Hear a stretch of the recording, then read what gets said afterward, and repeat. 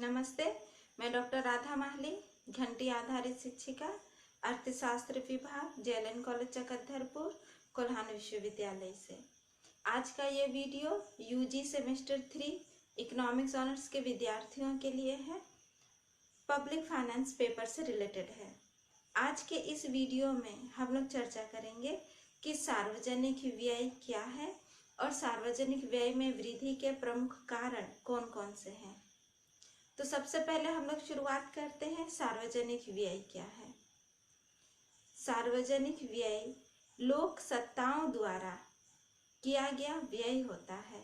लोक सत्ता that means केंद्र सरकार हो, राज्य सरकार हो या स्थानीय सरकार हो, कोई भी सरकार जो लोगों के लिए, समाज के लिए, देश के लिए, लोगों की सामाजिक आर्थिक सुविधाओं में वृद्धि के लिए, उनकी आवश्यकताओं को पूरा करने के लिए जिस प्रकार का भी खर्च करते हैं, जिस प्रकार का भी व्यय करते हैं, वो सार्वजनिक व्यय कहलाता है। सार्वजनिक व्यय के बहुत सारे हम लोग उदाहरण देख सकते हैं। जैसे सरकार जो भी परिवहन से संबंधित सुविधाओं को देने के लिए रोड, रेलवे, इन सब चीज़ों के लिए जो सरकार खर्च करती है, उसके अतिरिक्त जो भी हमें सैनिक सुविधाएं देती है, प्रतिरक्षा से संबंधित सुविधाएं, पुलिस बल से संबंधित सुविधाएं और भी बहुत सारी चीज़ें सार्वजनिक व्यय के अंतर्गत आती है। जैसे इससे पहले हम लोगों ने बात किया था पब्लिक गुड्स के बारे में, सार्वजनिक वस्तु के बारे में। तो सार्वजनिक वस्तुओं को उपलब्ध कराने के लिए भी सरकार बहुत सारे खर्च करते हैं, तो वो सार्वजनिक व्यय कहलाता है। तो आगे हम लोग और भी बात करेंगे कि सार्वजनिक व्यय के लिए प्राचीन अर्थशास्त्रियों का क्या मत था, फिर आधुनिक अर्थशास्त्रियों का क्या मत हुआ। तो बेसिकली हम लोग यहाँ ये समझने का प्रयास करते हैं कि जो भी लोक सत्ता है, जो सरकार है, चाहे वो केंद्र सरकार हो, राज्य सरकार हो या स्थानीय सरकार हो, वो समाज के लोगों के हित के लिए, उनके आर्थिक और सामाजिक जीवन के लिए जो भी खर्च करते हैं, जो भी व्यय करते हैं, वो सार्वजनिक व्यय के अंतर्गत आता है, सार्वजनिक खर्च के अंतर्गत आता है। तो सार्वजनिक व्यय से संबंधित जब हम लोग बातों को देखते हैं तो हम लोग देखेंगे कि 18वीं सदी में सार्वजनिक व्यय का इतना महत्व नहीं था, क्योंकि उस समय सार्वजनिक व्यय को बहुत महत्व नहीं दिया जाता था। सरकार के कार्य और दायित्वों में बहुत ज़्यादा वृद्धि नहीं हुई थी। लेकिन जैसे ही 19वीं सदी आई, सरकार के खर्चों में वृद्धि हुई, सरकार के कार्य और दायित्वों में वृद्धि हुई, तो जिसके चलते सार्वजनिक खर्च में भी वृद्धि होने लगी। चलिए अभी हम लोग बात करते हैं कि सार्वजनिक व्यय से संबंधित जो परंपरागत विचारधारा है, जो ट्रेडिशनल अप्रोच है, वो क्या कहती है। तो सार्वजनिक व्यय से संबंधित जो परंपरागत विचारधारा है, उसमें हम लोग देखेंगे कि जितने भी परंपरावादी अर्थशास्त्री लोग हैं, उन लोगों का ये मानना था कि सरकार को कम से कम खर्च करना चाहिए, सरकार को बैलेंस्ड बजट में चलना चाहिए, जितना सरकार आय प्राप्त करे उतना ही सरकार खर्च करे।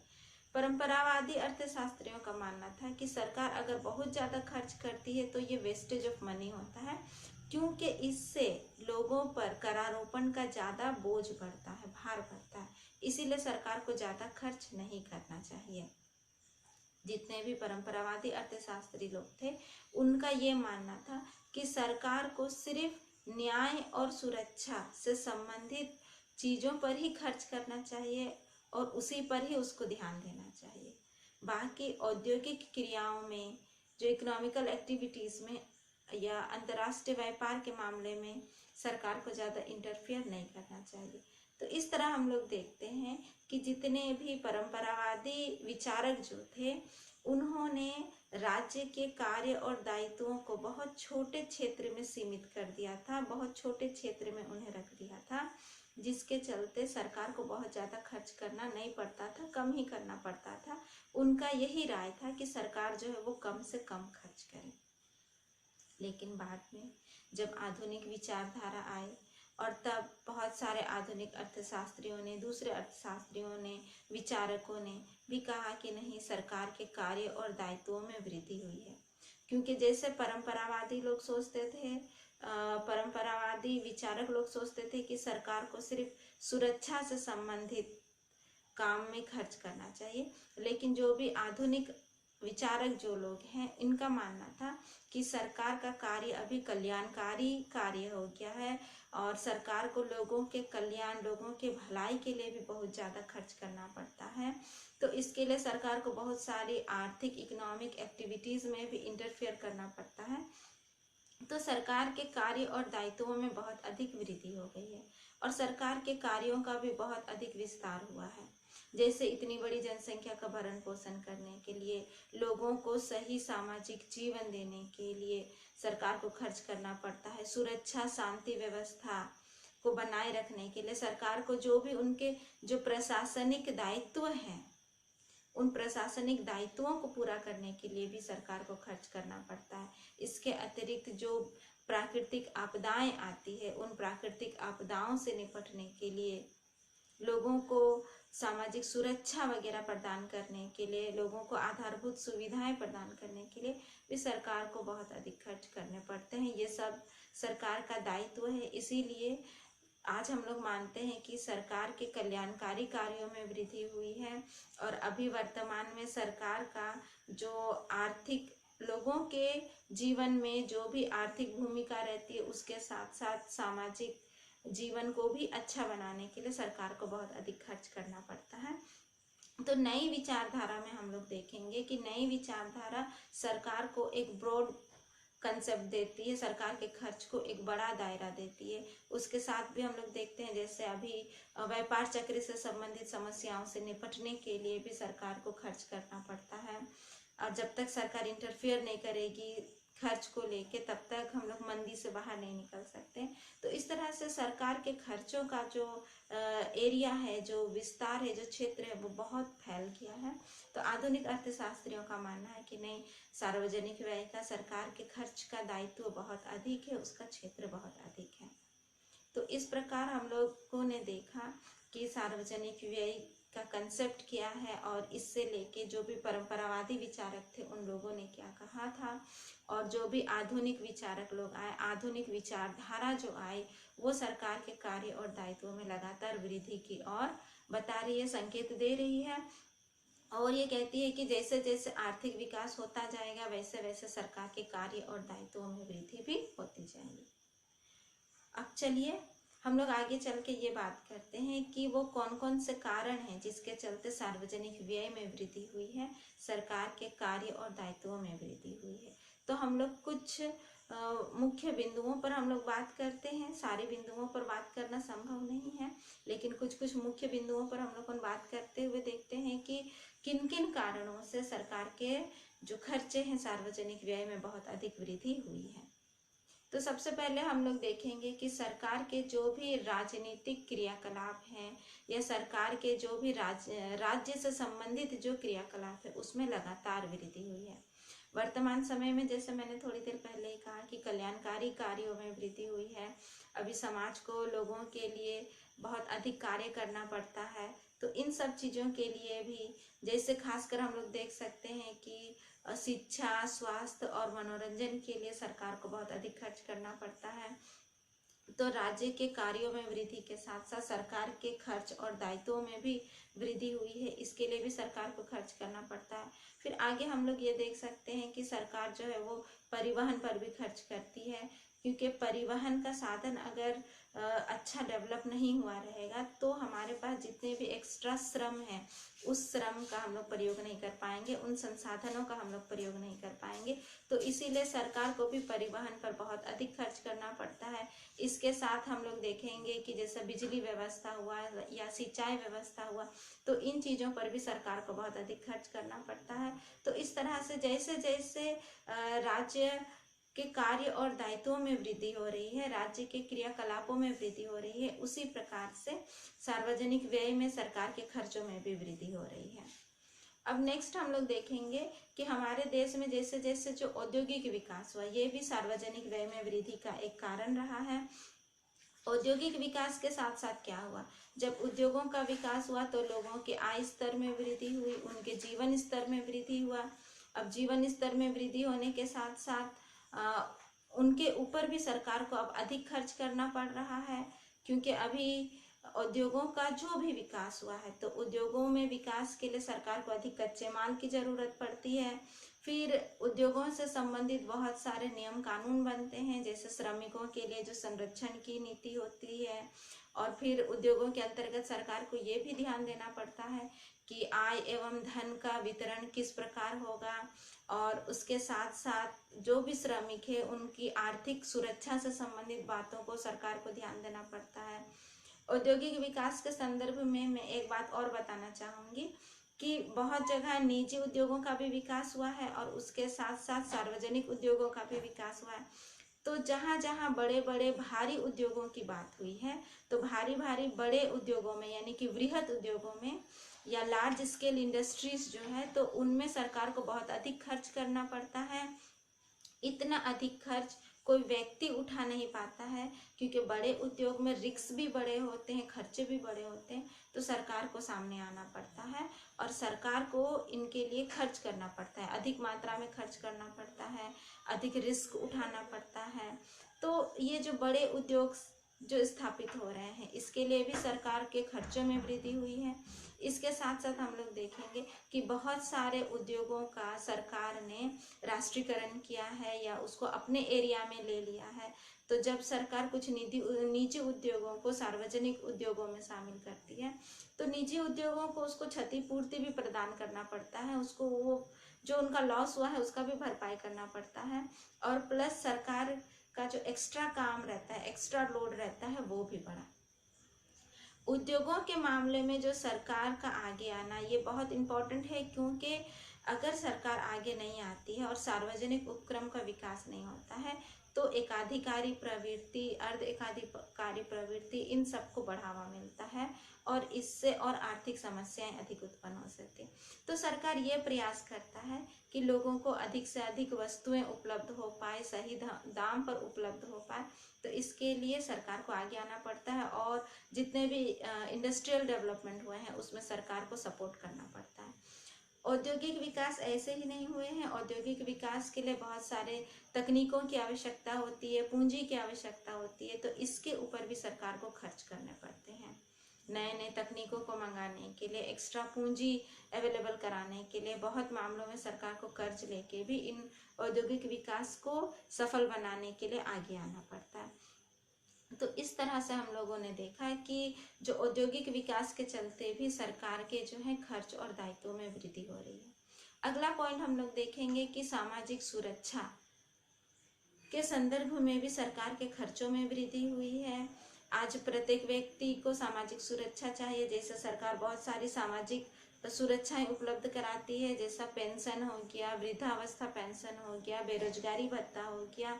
तो इन सारी चीज़ों को लेके सरकार खर्च करती है। सामाजिक सुरक्षा के अंतर्गत हम लोग देखेंगे कि शिक्षा पर सरकार खर्च करती है, शिक्षा पर खर्च कर रही है और स्वास्थ्य पर खर्च कर रही है। और इसके साथ साथ सरकार जो है लोगों को घर बनाने के लिए भी पैसे उपलब्ध करा रही है। तो इन सब के लिए भी सरकार को बहुत अधिक खर्च करना पड़ रहा है। तो सामाजिक सुरक्षा से संबंधित जितने भी कार्यों में वृद्धि हुई है और हो रही है, सरकार नई नई योजनाओं को लेके आ रही है, उसके लिए भी सरकार के कार्य और दायित्वों में वृद्धि हुई है और सरकार के खर्चों में भी वृद्धि हुई है।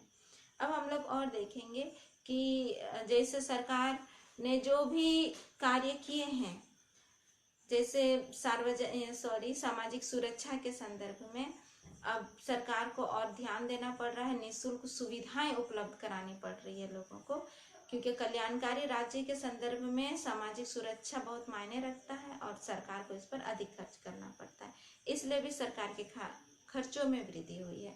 अगला जो हम लोग देखेंगे पॉइंट वो है कृषि विकास। कृषि विकास के संदर्भ में भी सरकार को खर्च करना पड़ता है। जैसे हम लोगों ने देखा है कि आर्थिक विकास के लिए उद्योगों का विकास और कृषि का विकास दोनों का होना जरूरी है। तो कृषि विकास के लिए भी सरकार को खर्च करना होता है, उसके लिए भी उसे कई मशीनरीज, पूंजीगत संसाधन उपलब्ध कराने होते हैं सरकार को। इसके अतिरिक्त जैसे देखिएगा कि कृषि पदार्थ से जो भी निर्यात होता है, कृषि पदार्थों का जो निर्यात होता है, इसमें सरकार को छूट देना पड़ता है और निर्यात उद्योगों को प्रोत्साहन देना पड़ता है। न्यूनतम समर्थन मूल्य सरकार को घोषित करना पड़ता है ताकि कृषक लोग जो है अपना फसल सरकार को बेच सके। तो इसके लिए भी सरकार को खर्च करना पड़ता है, उसे कुछ अमाउंट अलग से हटा के रखना पड़ता है।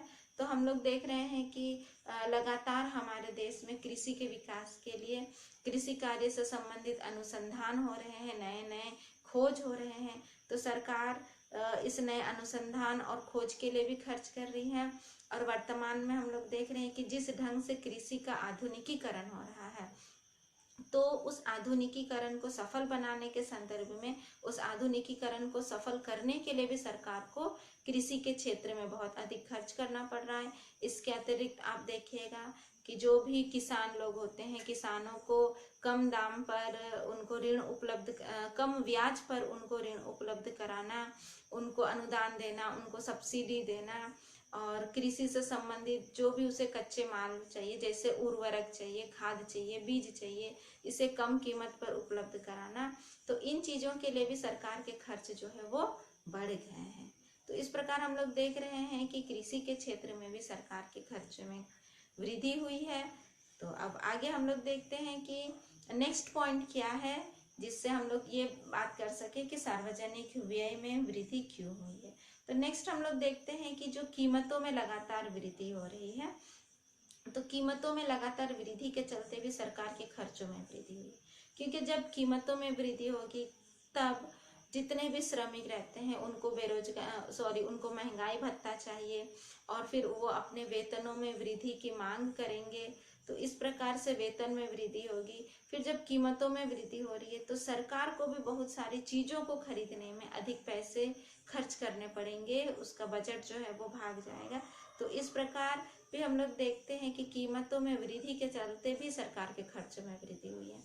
कभी कभी ऐसा होता है कि कोई योजना के लिए सरकार प्लानिंग की है, सपोज दैट वो 2 करोड़ प्लानिंग की है, लेकिन उस योजना के शुरू होते होते 2-3 साल लग जाते हैं। तो 2-3 साल में वो 2 करोड़ वाला जो है वो 3 करोड़ 3.5 करोड़ भाग जाता है।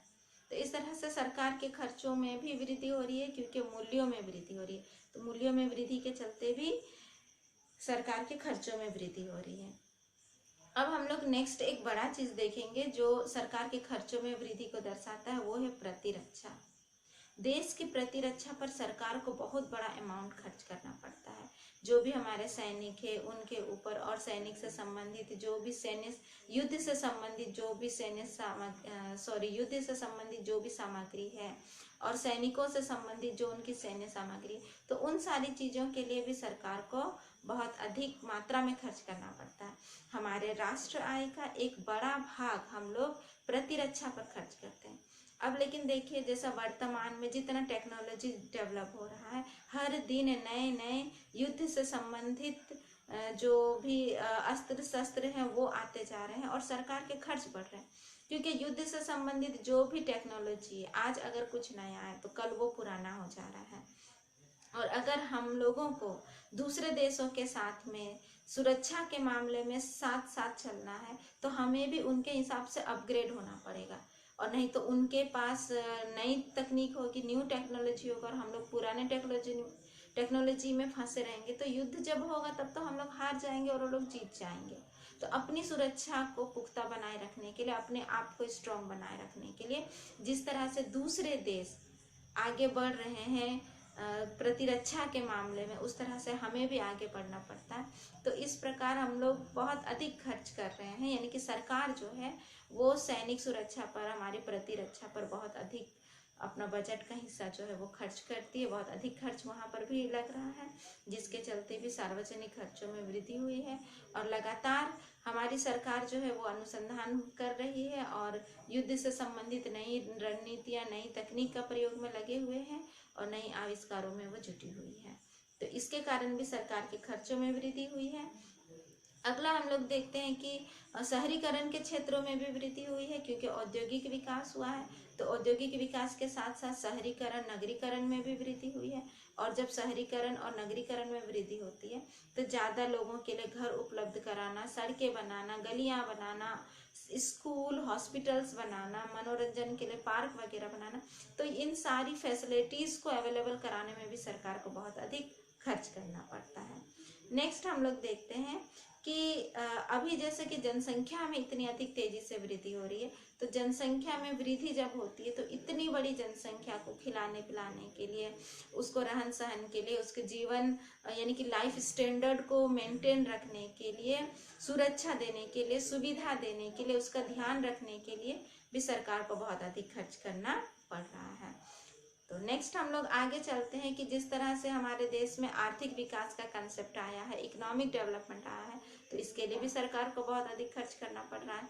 इकोनॉमिक डेवलपमेंट अलग से नहीं है, इसके अंतर्गत आप औद्योगिक विकास को ले सकते हैं और आप कृषि विकास को ले सकते हैं, या जिस तरह से हम लोगों ने बात की है नगरीकरण या शहरीकरण के विकास को भी आप इसमें इंक्लूड करके आप इसमें स्टडी कर सकते हैं। आप देख सकते हैं कि सरकार के खर्चों में किस प्रकार की वृद्धि हुई है। इसके साथ हम लोग देखेंगे कि जितने भी प्रकार के सरकार आर्थिक नियोजन करती है, इकोनॉमिक प्लानिंग करती है, तो उसके पीछे भी सरकार को बहुत बड़ा अमाउंट खर्च करना पड़ता है, क्योंकि जो भी आर्थिक नियोजन किए जाते हैं वो फ्यूचर प्लान करके किए जाते हैं, एक लक्ष्य को लेके, एक उद्देश्य को लेके वो तय किया जाता है। और जब तक सरकार उस लक्ष्य या उस उद्देश्य को हासिल नहीं कर लेती है, तब तक सरकार को उन पर खर्च करते रहना पड़ता है। तो इस तरह से जो भी आर्थिक नियोजन होता है, इकोनॉमिक प्लानिंग होती है, उसमें भी सरकार को बहुत अधिक खर्च करना पड़ता है और इससे भी सार्वजनिक व्यय में जो है वो वृद्धि हुई है। नेक्स्ट हम लोग बात करते हैं कि अंतर्राष्ट्रीय सहयोग के मामले में भी सरकार को बहुत अधिक खर्च करना पड़ता है। अब दूसरे देश में आप देखिए, अगर वहां पर भूकंप आ गया, वहां ज्वालामुखी फट गया, कोई प्राकृतिक आपदा हो गई, तो भी एक राष्ट्र को दूसरे राष्ट्र को हेल्प करना पड़ता है, उसे अनुदान देना पड़ता है, अपने तरफ से कुछ सपोर्ट करना पड़ता है। तो इस प्रकार हम लोग देख रहे हैं कि अंतर्राष्ट्रीय सहयोग के लिए भी कभी कभी कोई देश का किसी के साथ युद्ध हो जाता है, तो उसे हेल्प करने के चक्कर में दूसरा देश को भी अधिक खर्च करना पड़ जाता है।